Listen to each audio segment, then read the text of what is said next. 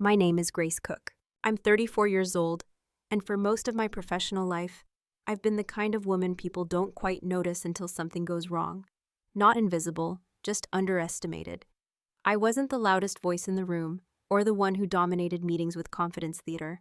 I was the one who listened, took notes, followed up, and quietly made sure things didn't fall apart. At work, people saw me as capable, but not powerful, competent, but not consequential. The kind of employee you rely on, but don't worry about losing. And for a long time, I believed that was fine. I believed that doing good work, consistently and without drama, would eventually speak for itself. This story isn't about revenge. It's not about humiliation or clever one-liners or dramatic walkouts. It's about something much quieter than that. It's about how power often mistakes silence for weakness, and how consequences don't always arrive loudly, but they always arrive precisely. A few years ago, I made a mistake at work. A financial error. About $2,000. It wasn't intentional. It wasn't reckless. It was a human mistake. One that I immediately reported, documented, and offered to help fix. What happened next wasn't about the money. It was about control, about hierarchy, about a boss who needed an audience and chose me. The humiliation was public, casual, efficient, and in the moment, it seemed small enough to swallow. That's how these things usually begin. Not with explosions, but with cuts so subtle they barely leave a mark. At least not one other can see. What this story follows is not a sudden transformation, but a slow internal shift. A realization. A series of quiet decisions made without announcements. No threats, no ultimatums. Just observation, patience, and an understanding of leverage that came too late for the people who assumed I had none. When I eventually left that company, there was no dramatic resignation speech, no slammed doors, just a clean exit. What followed cost them over $100,000, not because I set out to hurt anyone, but because systems built on disrespect are fragile. And when the wrong person stops holding them together, the collapse feels sudden to those who weren't paying attention. This is a story about power trips, and how they tend to overlook the very people who make consequences inevitable. Before I tell you what happened, I want to be clear about one thing. I'm not sharing this to look impressive. I'm sharing it because many of us have been taught to endure quiet disrespect in the name of professionalism, and we rarely talk about what that endurance actually costs. So before we begin, let me ask you something. Have you ever been underestimated by someone who never imagined they'd need you? To them, I was dependable in the way furniture is dependable. Always there, quiet, useful, easily forgotten until it's missing. At the company, my title was Senior Operations Coordinator, but that wasn't how people referred to me, if they referred to me at all. I was Grace from Ops, the person you looped in when something broke, the one who knew which vendor actually answered emails, which system failed silently at the end of each quarter, and which process only worked because someone was manually correcting it behind the scenes. That someone was usually me. I didn't announce my competence. I didn't perform urgency. I solved problems before they became visible enough to earn applause. And because of that, my work blended into the background noise of the organization, like electricity. No one thanks the wiring when the lights turn on. They only notice when everything goes dark. In meetings, I spoke when asked. When I offered insight, it was often framed as support rather than direction. I'd say things like, "one thing to consider," or "we might want to double check." Soft language, careful phrasing, the kind that doesn't threaten egos. People nodded, took notes, and then, more often than not, they repeated the same idea later in their own words, louder, and received credit for being strategic. I didn't correct them, not because I didn't notice, but because I had learned, slowly and thoroughly, that being seen as agreeable was safer than being seen as right. My boss, Mark, used to describe me as solid. That was his word. Solid Grace, reliable Grace. The kind of employee managers like because you don't require managing. He trusted me with deadlines, sensitive workflows, and cleanup tasks after other people's mistakes. He trusted me to stay late, to fix quietly, to not escalate. What he didn't trust me with was authority. I wasn't invited into rooms where decisions were made. I was brought in after decisions were broken.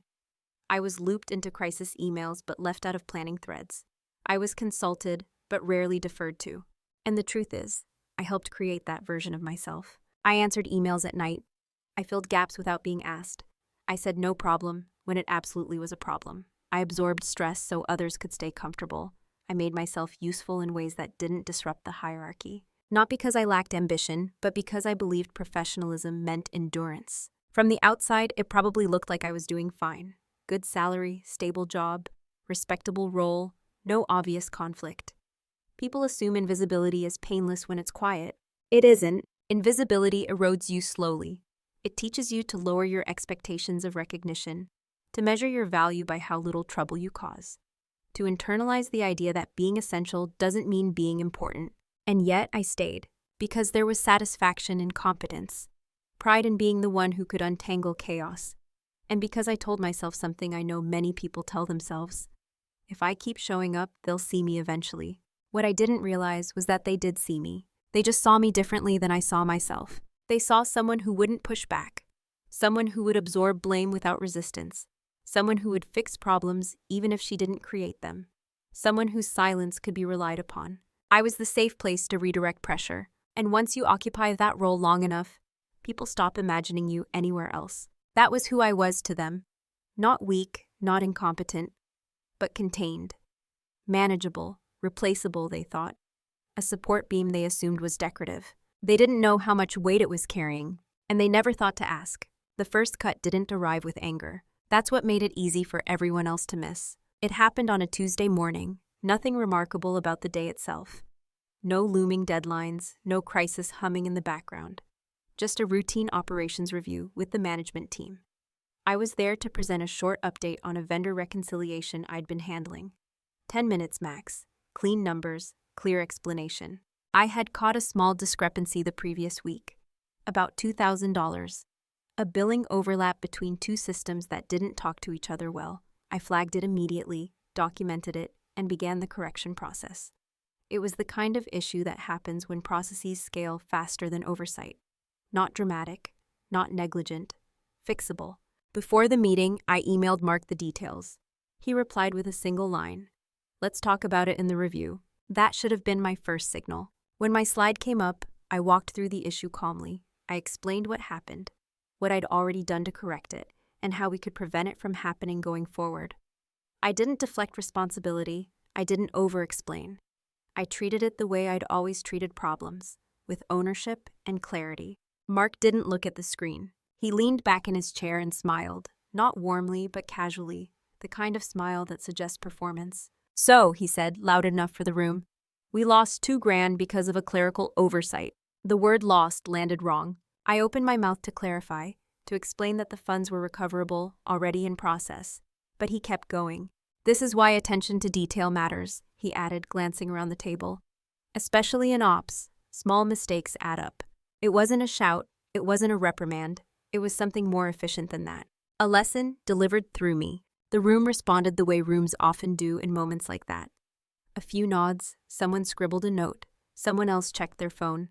No one challenged the framing. No one asked a follow-up question. And I sat there feeling the heat rise. Not on my face, but somewhere deeper. That quiet internal shift when you realize the story being told about you is no longer under your control. I corrected him gently. It's already been flagged and reversed, I said. No actual loss, just a timing issue. Mark waved his hand. Still, shouldn't have happened. And just like that, the moment passed. The meeting moved on. New agenda item, new voice. The kind of transition that tells you this was never about resolution. It was about positioning. Afterward, a coworker stopped by my desk. She meant well, I know she did. Don't take it personally, she said. You know how he is. I smiled, said the words I always said. I know. But here's the thing about the first small cut. It's not the pain that matters.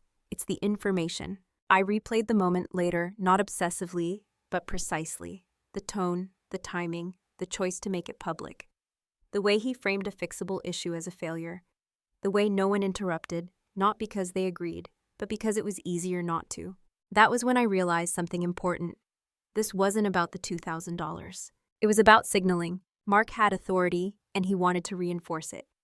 And I had been selected, not consciously, I think, as the example because I was safe, because I wouldn't argue, because my credibility didn't need defending in that room, or so he believed. What stayed with me wasn't anger, it was clarity. I saw for the first time how quickly accountability could be weaponized when power needed a stage. How silence, once rewarded, could suddenly be repurposed as consent. and how easily professionalism could be mistaken for submission.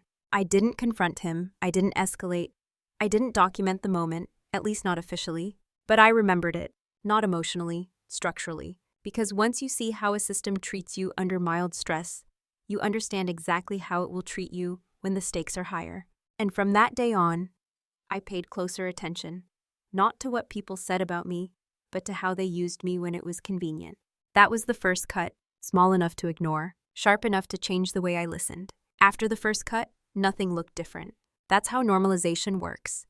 It doesn't announce itself. It simply repeats itself often enough that you start adjusting your posture around it. The next time it happened, it was smaller. An email thread where my name was dropped from a decision I'd outlined. A meeting invite was forwarded without context, after conclusions had already been reached. A casual comment from Mark, "Grace will clean this up," before I'd even seen the issue. None of it was dramatic, that was the point.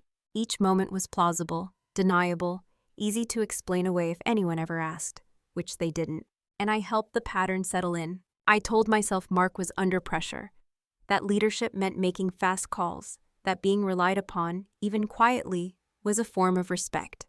I reminded myself that not every contribution needs an audience, that I didn't want to be that person, the one who takes things personally, who needs validation, who creates friction over tone. So I stayed professional. I answered faster, fixed more, documented less publicly. I allowed my role to narrow without protest, because protesting would have required explaining something that felt, on the surface, too small to justify the effort. That's the trap of subtle disrespect. It rarely feels worthy of escalation in isolation. It only becomes undeniable in accumulation. Mark started speaking for me in meetings. "Grace agrees," he'd say, before I had a chance to respond. Or, "We've already reviewed this in ops," when we hadn't. His version of my position became the official one, not inaccurate enough to challenge easily, but simplified enough to remove nuance. I corrected him once, just once. He laughed it off. "Same thing," he said. The room moved on. After that, I stopped interrupting. Not because I didn't care, but because I began to sense the cost-benefit equation. Every correction risked being framed as defensiveness. Every clarification as oversensitivity. And I had already been assigned a role in the narrative, competent but not authoritative, helpful but not directional. So I adapted. I learned how to phrase emails so they couldn't be easily misinterpreted. I saved drafts. I summarized conversations after the fact, not to accuse, but to create a quiet paper trail. I noted when decisions changed without explanation. I tracked dependencies no one else wanted to own. None of this felt strategic at the time. It felt like self-preservation. I also learned how to minimize myself. I stopped volunteering ideas in group settings.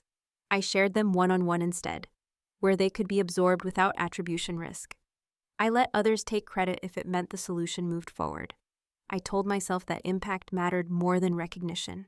That was the lie I needed to believe to stay functional. But there was a cost. I started bracing before meetings, rereading emails for subtext, measuring my words not for clarity, but for safety. The work was still good, but it no longer felt clean. It felt negotiated. The $2,000 incident became a reference point, not explicitly but energetically. Whenever something went wrong, Mark's eyes would flick toward me first. Not because I was responsible, but because I was reliable. Reliable absorbers make convenient shields. And once a system learns it can offload pressure onto you without resistance, it will do so repeatedly. I noticed how quickly responsibility detached from authority. Decisions were made higher up. Execution flowed downward, accountability flowed sideways, and landed on people like me. Still, I didn't speak up. I told myself that staying calm was maturity, that restraint was strength, that enduring discomfort was part of being professional in a grown-up workplace. What I didn't yet see was that I was confusing patience with permission. By continuing to absorb these moments quietly, I was teaching the people around me what they could get away with. I was reinforcing the idea that my boundaries were flexible, negotiable, invisible. And once that lesson is learned, it doesn't unlearn itself. There's a moment, often unnoticed, when disrespect stops being accidental and starts being assumed. When it becomes the default setting. When people stop checking how their behavior lands, because experience has taught them there will be no consequence. That's where things were headed. I wasn't angry, not yet. I was tired in a specific way, the kind that comes from carrying weight no one acknowledges and pretending it's light so others don't feel uncomfortable. I stayed because I believed endurance would eventually be rewarded. I stayed because leaving felt like failure. And I stayed because I hadn't yet realized something critical. Silence doesn't keep the peace. It only delays the reckoning. Roles don't get assigned in meetings. They form quietly, through repetition, assumption, and the absence of resistance. I didn't wake up one day and decide to become the dependable one. I became her because every time a gap appeared, I stepped into it. Every time something needed fixing, I handled it. And every time someone overstepped, I chose professionalism over friction. Over time, the role clarified itself. I was the one expected to say yes. Yes to last-minute requests. Yes to vague instructions. Yes to accountability without authority. If a project was understaffed, I filled the space. If a deadline slipped, I adjusted. If communication broke down between teams, I translated. None of this was written in my job description, but it became assumed. What struck me wasn't that people relied on me. It was then that they stopped asking. Mark especially began to speak about my time as if it belonged to him by default. Grace can handle it, he'd say, already turning to the next item. Can Grace handle it? Not, let's check with ops. Just a statement, final, efficient, unchallenged. And because I did handle it, the assumption hardened into expectation. I watched newer hires get more visibility with less experience, watched colleagues with louder voices shape narratives I had already solved, watched my work circulate without my name attached to it. Not maliciously, not even intentionally, just structurally. The role I was assigned wasn't villainized. It was neutral, helpful, convenient, invisible. I realized this fully during a cross-department review, a long meeting with leadership, finance, and operations. Something went wrong with the vendor rollout. Timelines slipped, costs crept, the room filled with explanations that orbited the problem without landing anywhere specific. Eventually, Mark cleared his throat. Ops dropped the ball on the handoff, he said. Grace is already fixing it. I looked up, not because the statement was entirely false, but because of how easily it moved responsibility without context. The decision that caused the delay hadn't been mine. The compressed timeline hadn't been mine. The constraints hadn't been mine. But the cleanup was. No one asked a follow-up question. No one requested details. The sentence did its job. Pressure transferred. The conversation moved on. In that moment, I understood the role with absolute clarity. I wasn't there to influence outcomes. I was there to absorb fallout. And the most unsettling part was this. I had become very good at it. I knew how to stay calm while being misrepresented. How to keep my voice steady when my contribution was reframed. How to solve problems created upstream without pointing upward. That skill set made me valuable, but only within the boundaries of the role others had drawn for me. I started to see how people interacted with me differently than with others. How requests came with assumptions, not explanations. How urgency was delegated, not shared. How my capacity was treated as infinite simply because I had never said otherwise.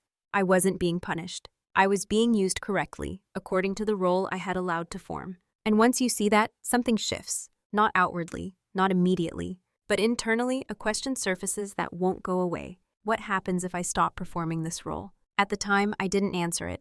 I wasn't ready to. I still believed that doing more would eventually lead to being seen differently. That reliability would translate into respect. If I stayed consistent, the system would recalibrate around me. But systems don't recalibrate on their own. They respond to pressure or the absence of it, and I had provided none. The role I was assigned depended entirely on my continued compliance, on my willingness to stay quiet, stay capable, stay available. I hadn't challenged it, not because I agreed with it, but because I hadn't yet imagined an alternative. That would come later. For now, I was still inside the role, still performing it flawlessly, still unaware of how expensive that performance was about to become for everyone involved. The day something shifted didn't come with an argument. There was no raised voice, no dramatic email, no moment where I finally stood up for myself in a way that would look satisfying in hindsight. It was much quieter than that. It happened late in the afternoon on a day that already felt stretched thin. The kind of day where everything technically works, but only because someone is compensating for all the parts that don't. I had been moving between tasks without pausing, answering messages, resolving a vendor question, updating a forecast that had already changed twice. Around 4:30, Mark stopped by my desk. He didn't sit. He didn't ask how my day was going. He stood slightly to the side, scrolling on his phone, already half elsewhere. "Hey," he said. Finance flagged another discrepancy, similar to the last one. I felt my shoulders tense before my mind caught up. "How similar?" I asked. "About the same amount," he said. "Probably another ops thing. Can you look at it tonight? We need it clean before tomorrow. Tonight, there it was. Not the request, but the assumption. No explanation, no acknowledgement of context. Just the quiet expectation that my time would stretch to accommodate the system again. I looked at the message he'd forwarded. I recognized the pattern immediately. It wasn't a clerical error. It was a process issue created by a timeline change Mark himself had approved weeks earlier. I had flagged the risk at the time, privately, carefully, and been told we'd deal with it if it comes up. It had come up. I could fix it. That wasn't the question. The question was why I was the one always fixing it. I can review it, I said slowly. But this is tied to the rollout decision from last quarter. Mark barely glanced up. Yeah, well, we're here now. Something in that sentence landed differently. Not sharply, just clearly. We're here now. As if outcomes were detached from decisions.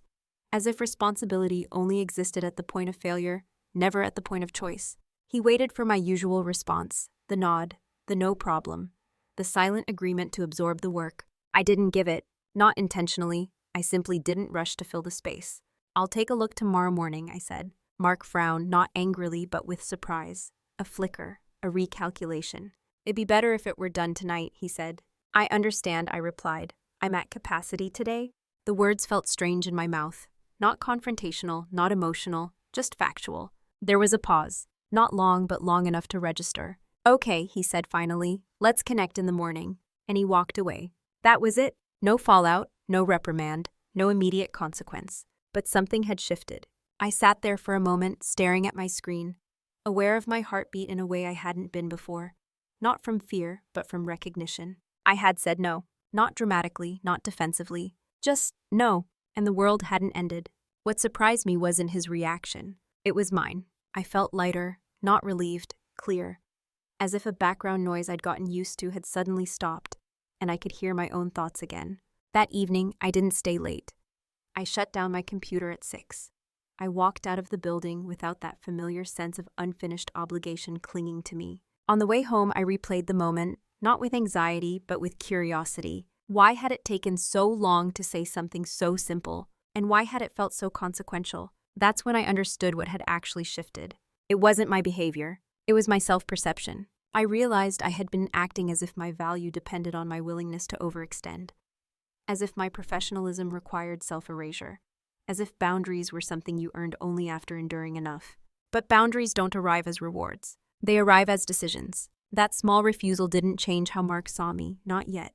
But it changed how I saw myself. And once that happens, silence stops being automatic. It becomes intentional. And intention, even when invisible, has weight. That was the day something shifted. No one else noticed.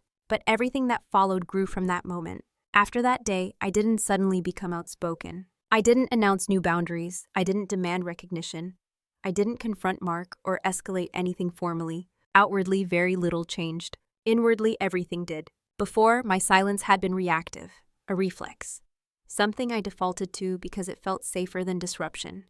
Now it has become deliberate, measured, chosen. That distinction matters. I still listened more than I spoke. But I listened differently. I paid attention not just to what was being said, but to what was being assumed. To those who were included by default and who were expected to adapt quietly. To how often urgency flowed downward while credit flowed up. I stopped filling every gap. When instructions were vague, I asked for clarification instead of interpreting them generously. When timelines were unrealistic, I named the constraint instead of compressing myself around it. When responsibility was implied without authority, I documented the handoff. Not loudly, not defensively, just clearly. People didn't push back, not at first. They adjusted, slightly confused, slightly inconvenienced, but they adjusted. And when they did, something became apparent very quickly. The system relied heavily on my unspoken labor. Meetings ran longer, decisions stalled. Small issues that used to disappear quietly started surfacing in shared channels, not because anyone was incompetent, but because I was no longer smoothing everything before it became visible. To everyone else, it probably looked like I had pulled back. To Mark, I think it looked like fatigue. He asked once if I was feeling overwhelmed. I told him I was prioritizing. He nodded, satisfied with the explanation, concern without curiosity. Silence, when it's no longer reflexive, can be deeply unsettling to people who are used to it being compliant. But instead of questioning it, they often reinterpret it in ways that preserve their comfort. They assume you're disengaged, or distracted, or weaker than before. That assumption worked in my favor, because while I appeared quieter, I was more alert than I'd ever been. I noticed how often processes depended on undocumented decisions, how many vendor relationships existed only because someone, usually me, maintained them informally, how many temporary workarounds had become permanent without anyone accounting for the risk. I began to map it all, not obsessively but systematically. I updated my notebook, the black one I'd always kept but never fully trusted. Now I treated it differently, less as a memory aid, more as a record. Timelines, dependencies, ownership gaps, verbal decisions that never made it into writing. I didn't share this information. Not yet. Silence gave me space, and space gave me perspective. I also noticed how quickly people filled the absence of my usual responsiveness with their own narratives. If I didn't reply immediately, they assumed I was busy, not disengaged. If I didn't volunteer solutions, they assumed there weren't any. If I didn't challenge framing, they assumed agreement. None of that was my responsibility to correct anymore. What surprised me most was how little resistance I encountered. No one confronted me. No one demanded explanations. No one accused me of changing. Because from their perspective, nothing had changed enough to require action. I was still doing my job, just not everyone else's. Mark continued to delegate in the same way. The difference was that I now reflected the responsibility back when it didn't align. I asked questions he wasn't used to answering. I requested clarity that he wasn't used to providing. He complied, not enthusiastically but without protest. And each time he did, something small but important happened. Accountability shifted, just a little. Silence, when chosen, creates room for others to reveal themselves. It shows you who depends on your invisibility, who benefits from your overextension, who notices only when something stops working. I wasn't setting a trap. I was letting the system operate without my silent corrections. And what it revealed wasn't dramatic failure, at first, just strain, tiny fractures in places no one had thought to reinforce. I felt no urge to rush in and fix them, not because I wanted anyone to struggle, but because I finally understood something essential. If a system only functions when one person overcompensates in silence, it isn't resilient. It's exploitative. And exploitative systems don't need to be confronted loudly. They collapse naturally when the quiet support is withdrawn. I didn't announce my silence. I simply chose it. And in that choice, I began to see clearly how much power I'd been giving away, simply by never considering that I had it. What they never noticed wasn't a single action. It was the accumulation. From the outside, my days looked the same. Same desk, same calendar blocks, same measured presence in meetings. If anything, I seemed easier to manage, less reactive, less vocal, less demanding.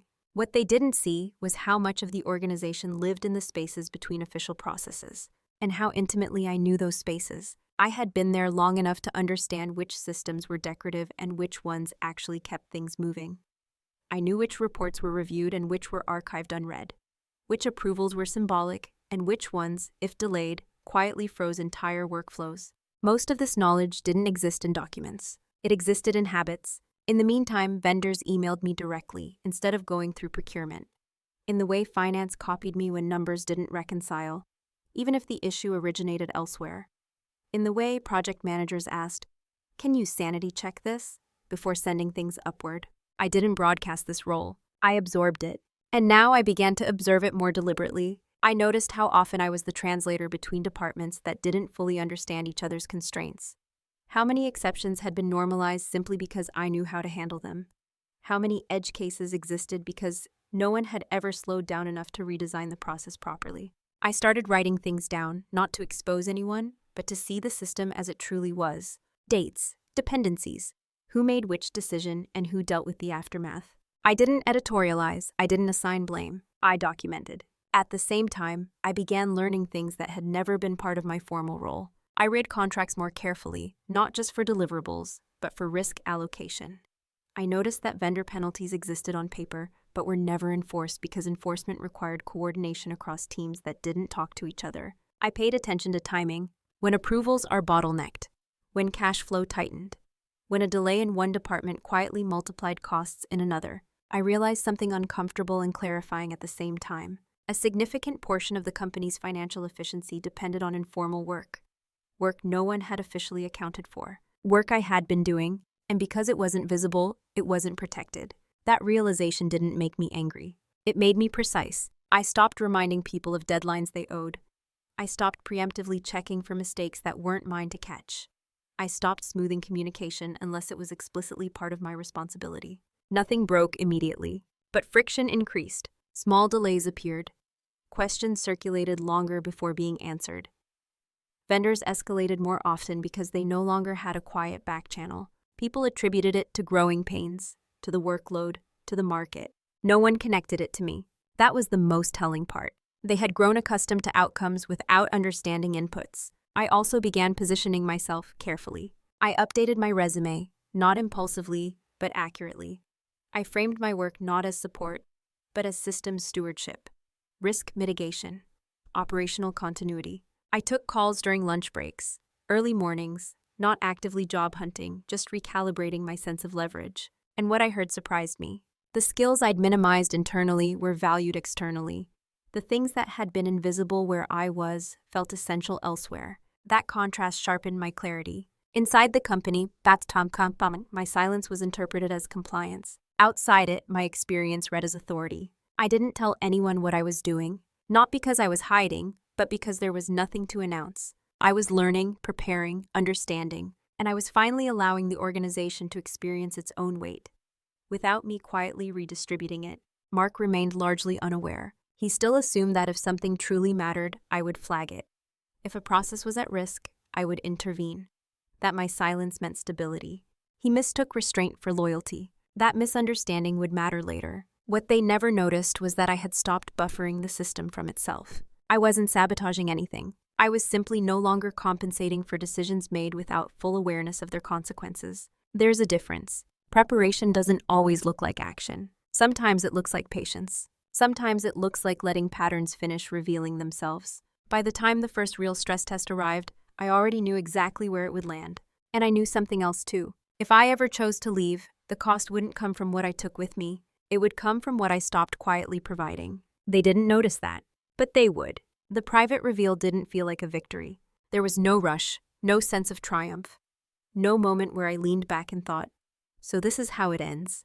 It felt quieter than that, almost sober. It happened late one evening when the office was mostly empty.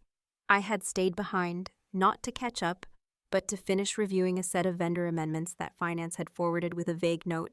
Can you sanity check this? That phrase again. Sanity check. I opened the documents without urgency, more out of habit than obligation. At first, everything looked routine. Updated rates, revised service levels, adjusted timelines. But then I noticed something small. A clause that had been modified in a way that didn't match the original agreement. I pulled up the prior version, then the one before that, then the email chain approving the change. And slowly the shape of something became visible. The company had renegotiated a set of contracts earlier that year, quietly, quickly, under pressure to cut costs. On paper, the savings looked impressive. What no one had fully accounted for was how tightly those contracts were tied to operational dependencies that existed outside formal documentation. Dependencies I knew well. The amendments reduced direct costs, but shifted risk. Penalties that used to sit with vendors now sat with us. Flexibility that had once absorbed delays was gone. Timelines were compressed without corresponding changes to internal capacity. It wasn't illegal, it wasn't reckless, but it was fragile. I kept reading, then cross-referencing, then mapping scenarios, not hypothetical ones, but realistic ones based on patterns I'd already seen. If a specific vendor missed a delivery window, and there was precedent for that, the cost wouldn't be $2,000. It would cascade. Expedited shipping, emergency labor, missed client commitments, contractual penalties upstream. Tens of thousands. Per incident, I felt my breath slow as the numbers settled. This wasn't a single point of failure. It was a structure built on the assumption that someone, somewhere, would smooth the edges before friction turned into consequence.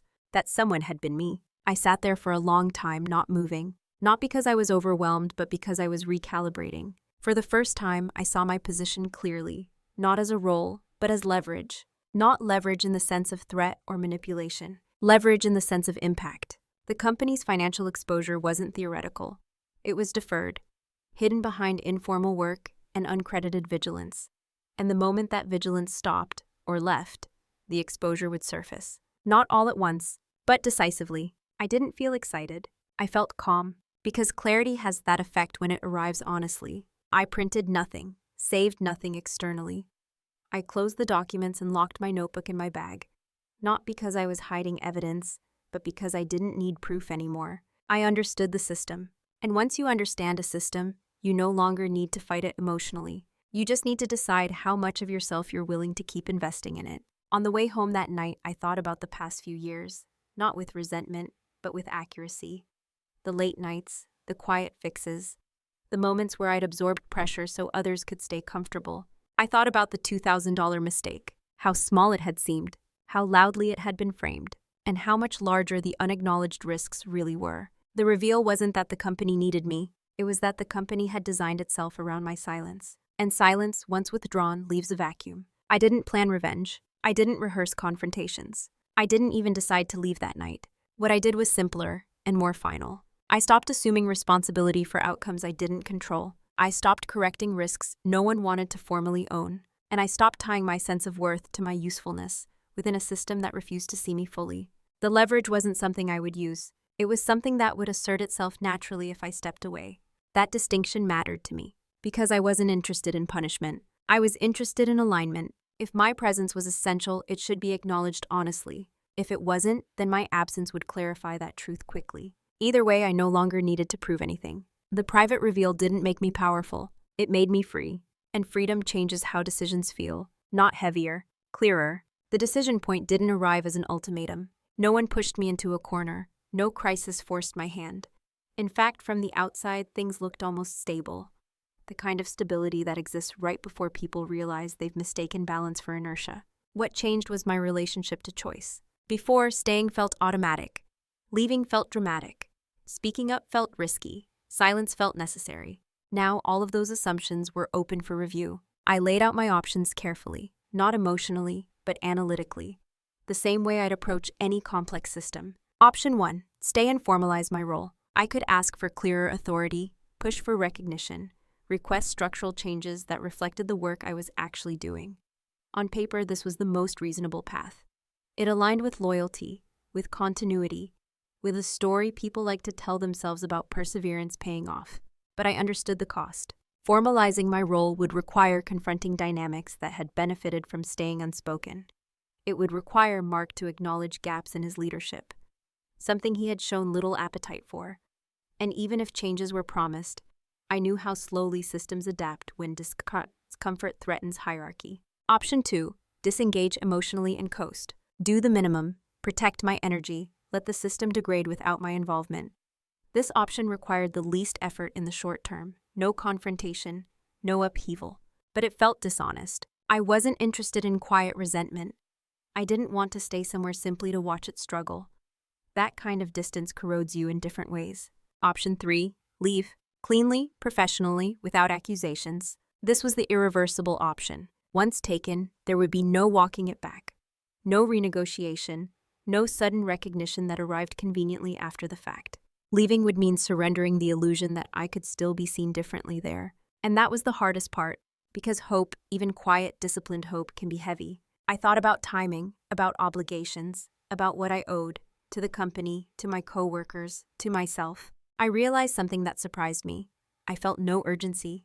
The decision didn't feel reactive. It felt complete. I had already emotionally stepped back, already stopped overcompensating, already allowed the system to show me what it was without my constant correction. What remained was alignment. One afternoon, Mark called me into his office. Nothing serious, a routine check-in. "Everything okay?" he asked. "Yes," I said, and I meant it. "You've been quieter lately," he added.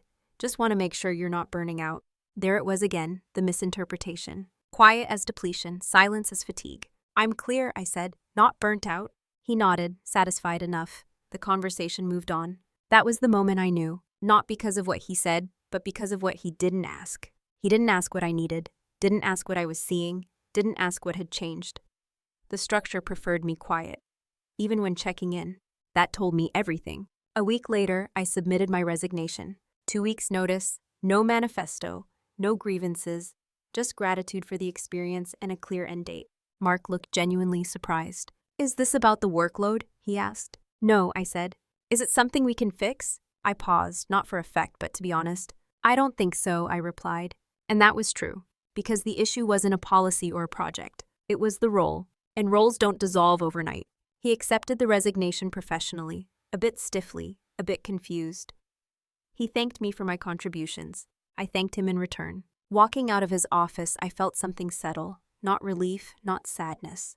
Finality. I had chosen the path that removed me from the equation entirely. Whatever happened next would happen without my intervention. The decision point wasn't dramatic. It was definitive, and once crossed, there was no need to look back. Once the decision was made, everything slowed down. Not externally, work continued at its usual pace.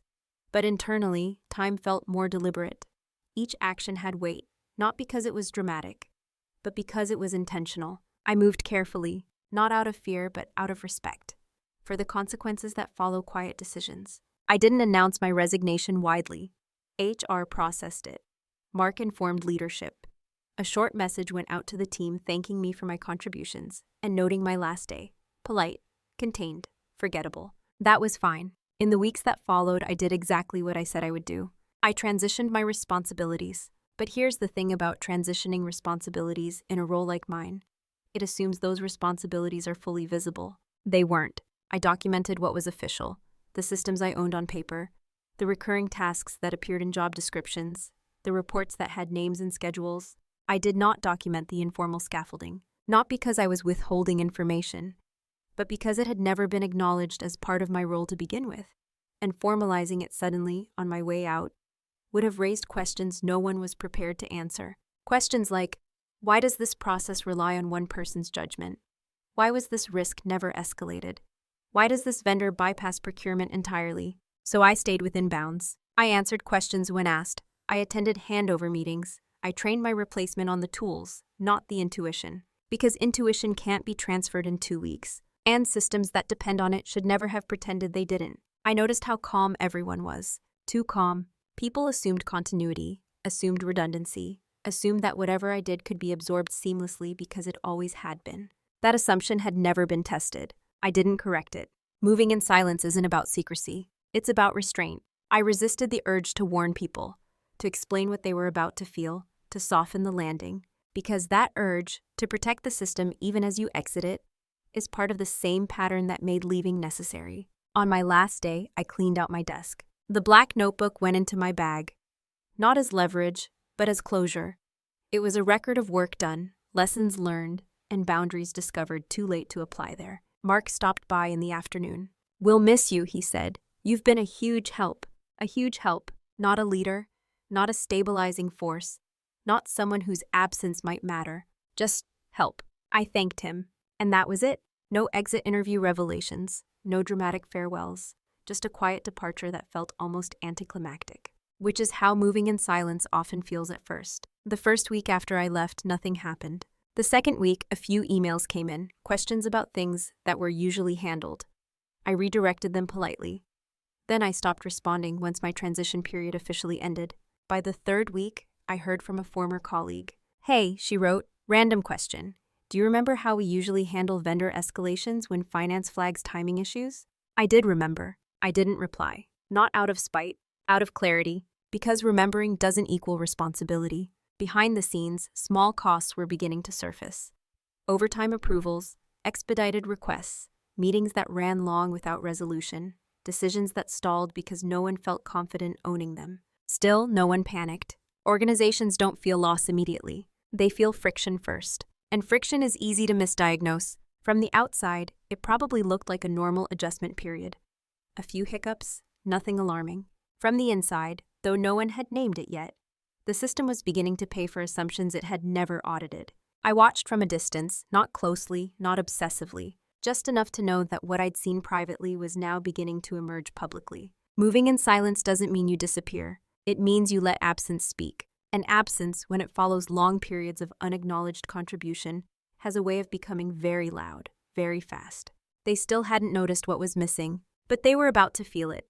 The consequences didn't arrive as a crisis. They arrived in confusion. At first, it showed up in the language people used. Phrases like, "That's strange," and "this usually doesn't take this long," started appearing in conversations I was only loosely connected to now. Former colleagues reached out, not to ask for help directly, but to sanity check their own discomfort. Something felt off. No one could quite name it. A vendor missed a delivery window by half a day. Normally, that would have been absorbed quietly, rerouted, compensated, corrected before anyone upstream noticed. This time, it wasn't. The delay triggered a chain reaction: expedited shipping requests, weekend labor approvals, tense calls between departments that weren't used to talking under pressure. The cost was noticeable, not catastrophic, but undeniable. Finance flagged it as an outlier. Operations called it a one-off. Leadership accepted both explanations because they were comforting. But then it happened again. A different vendor, a different trigger, same pattern. The common thread wasn't the vendors. It was the absence of early intervention. Before, issues like these never reached the surface. They were intercepted in that quiet space between detection and escalation. Now they surfaced raw, unfiltered, unbuffered. People began to feel the difference without understanding it. Meetings multiplied. Email threads grew longer. Decision-making slowed because no one was quite sure who had final say anymore. Responsibility drifted, looking for somewhere to land. It didn't land cleanly. Mark felt it before he understood it. Deadlines he used to trust started slipping, not dramatically, but enough to require explanation. He found himself fielding more questions from finance, more follow-ups from leadership, more just checking in messages that hinted at concern without naming it. He started staying later. So did everyone else. Still, no one connected it to me, not explicitly. My name came up occasionally, usually in passing. Grace used to handle this, right? She probably had a way of smoothing that out. Do we know where she documented that process? The answers were always incomplete. I think it was mostly informal. I'm not sure, it kind of just worked before. She had a system, I guess. That word again, guess. That's what happens when knowledge lives in people instead of processes. The costs began to accumulate, not all at once, but persistently. Extra vendor fees here, rushed approvals there, small penalties that didn't look alarming in isolation, but added up when tracked honestly. Someone in finance did start tracking. A quarterly review revealed a discrepancy. Not $2,000 this time, but something closer to 6 figures. Not from a single mistake, but from a pattern of reactive spending that hadn't existed before. Leadership asked questions, not accusatory ones, curious ones. Why are these costs increasing? Why weren't they forecasted? Why do we seem less agile than before? The answers were vague. Workload? Market volatility? Growing pains? No one said my name in that meeting. They didn't need to. Absence doesn't require attribution to be felt. Mark reached out once. A short message, casual tone. Hey Grace, quick question. Do you remember how we used to manage the timing buffer with vendor X? I read it carefully. Then I archived it. Not because I wanted him to struggle, but because I had already left the role that made that question appropriate. And answering it now would have blurred the boundary I'd finally drawn. The consequences continued, not explosively but consistently. Confidence eroded, trust frayed. People second-guessed decisions they used to make easily because the quiet safety net was gone. And slowly, reluctantly, a realization began to form. Not about me, but about the system. That it had been more dependent than anyone wanted to admit. That it had confused stability with silence. By the time the financial impact became impossible to ignore, the question wasn't what went wrong. It was what changed. And for the first time, the answer couldn't be explained away with workload or market conditions. Something essential had been removed. And whatever it was, it hadn't been replaced. By the time leadership acknowledged the problem, they were already behind it. That's the nature of slow-building consequences. They feel manageable until they don't. And when the realization finally arrives, it's rarely accompanied by clarity. It's accompanied by urgency. Too much of it. The quarterly review that followed the cost spike was tense. Not explosive, just tight. Voices stayed calm. Slides stayed professional. But the questions sharpened. Why were operational overruns increasing despite cost-cutting measures? Why did vendor penalties suddenly apply in situations they hadn't before? Why did teams seem slower to respond to issues that used to be resolved quietly? No one had a single answer, because there wasn't a single failure. There was a missing function. Leadership asked for a corrective plan, more oversight, more check-ins, a task force.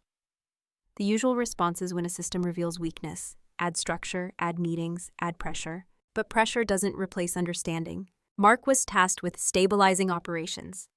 It was framed as support. In practice, it was scrutiny. His calendar is filled with follow-ups and reviews. Decisions he used to make quickly now required justification. He did what people often do under that kind of pressure. He looked backward. That's when my name came up, not nostalgically, but practically. Grace had a way of anticipating this stuff, someone said. She used to flag these risks early, another added. We didn't realize how much she was covering. The tone wasn't accusatory. It was unsettled. Mark reached out again, this time more directly. "We're seeing some issues that overlap with things you handled," he wrote. "Would you be open to a quick call, just to get some context?" I read the message twice. I understood what he was asking for. He wasn't asking me to come back. Not officially. He was asking for insight without responsibility, for a patch without acknowledgement, for the benefit of my perspective, without the role that I had earned. I didn't respond. Not because I was angry, but it was too late to fix it that way. By then, the consequences had outpaced memory. Even if I explained the patterns, even if I outlined the dependencies, the organization no longer had the informal capacity to act on them quickly. Too many processes had shifted. Too many people had adapted to a slower, more reactive rhythm. You can't simply reinsert missing silence. You can't rebuild invisible scaffolding after the building has already adjusted its weight. The costs continued to rise, not in a straight line, but in waves. Each incident triggered new controls, which slowed response times, which triggered more incidents. Efficiency dropped. Frustration rose. People were working harder and accomplishing less. That's when regret entered the room. Not dramatic regret, not finger-pointing. The quiet kind. The kind that sounds like, "We probably should have." The kind that ends sentences with, "before she left."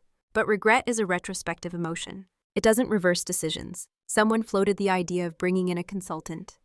Someone else suggested rebuilding processes from scratch. Both were expensive. Both would take time. Time they were already paying for. The irony was painful in its precision. The company had publicly emphasized cost discipline, had made a point of scrutinizing small errors, enforcing accountability visibly. And in doing so, it had lost the very mechanism that prevented large, quiet losses.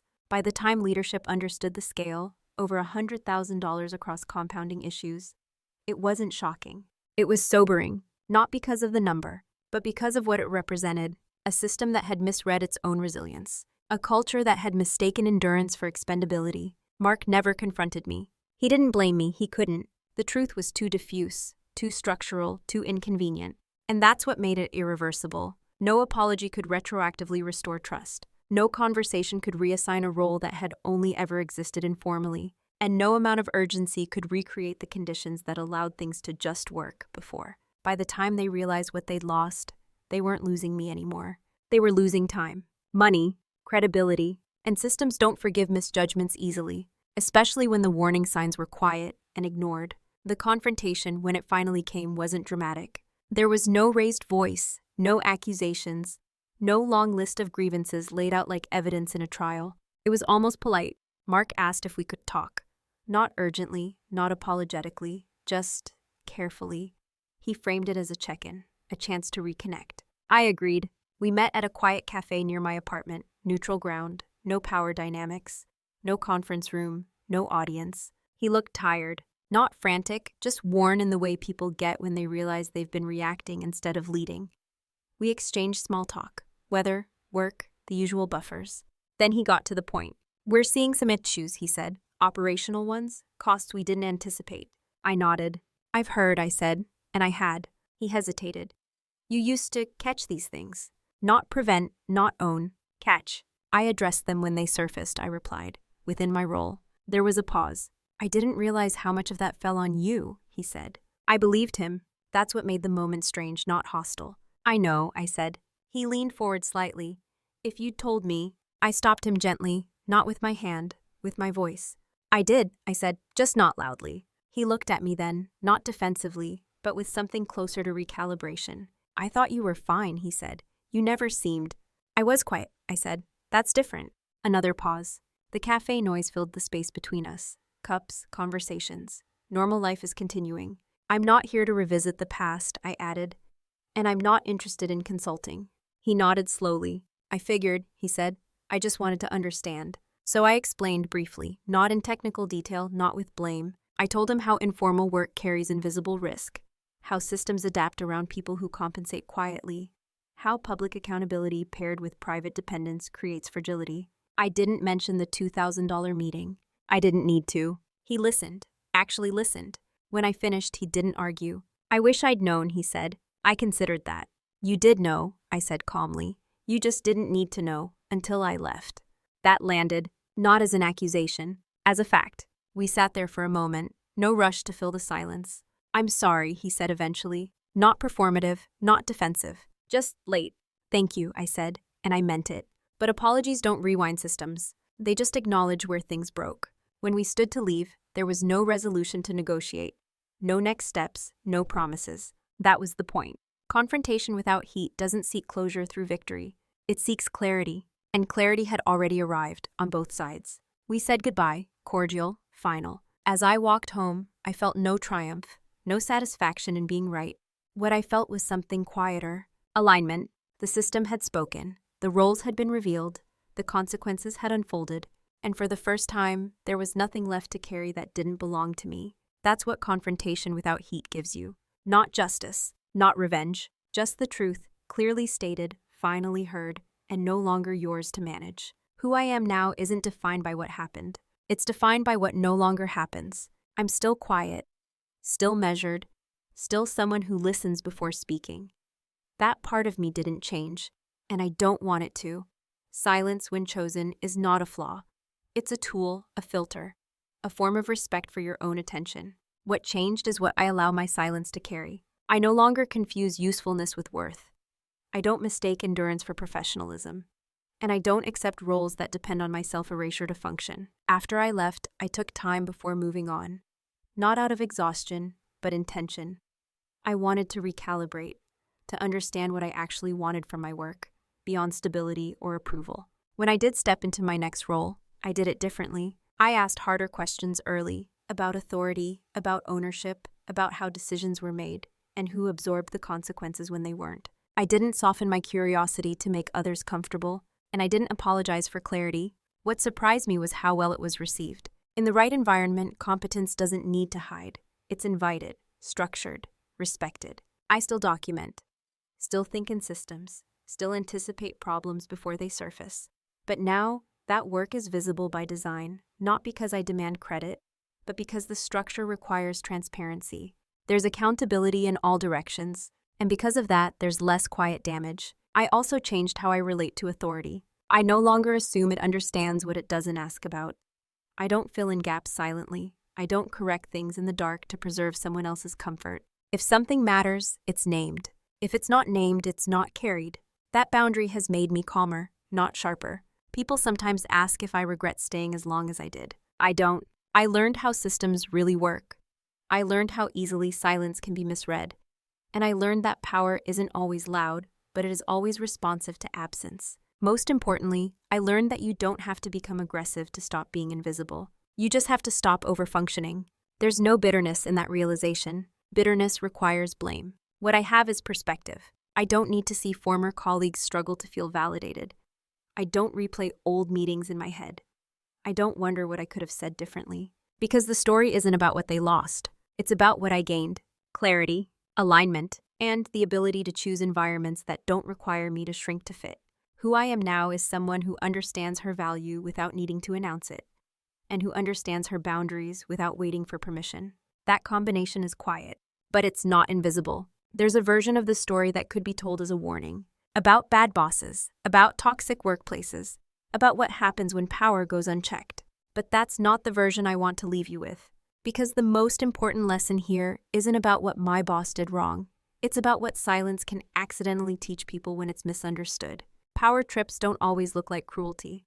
More often, they look like convenience, like assuming someone will handle it, like correcting small mistakes publicly while depending on larger, invisible labor privately, like mistaking calm for capacity and endurance for agreement. Those dynamics don't collapse because someone seeks revenge. They collapse because the quiet support holding them up eventually steps away. What happened after I left wasn't the result of sabotage or malice.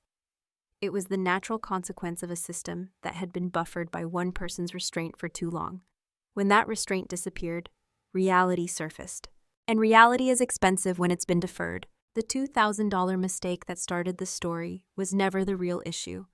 It was a symbol, a moment where accountability was performed instead of examined, where humiliation replaced curiosity, where a system chose optics over understanding. That choice cost far more than anyone expected. But here's the part that matters most to me. None of this required me to raise my voice. None of it required confrontation fueled by anger. None of it required humiliation in return. Quiet dominance isn't about outsmarting people. It's about refusing to overfunction in systems that benefit from your silence. It's about understanding that respect isn't earned through endurance.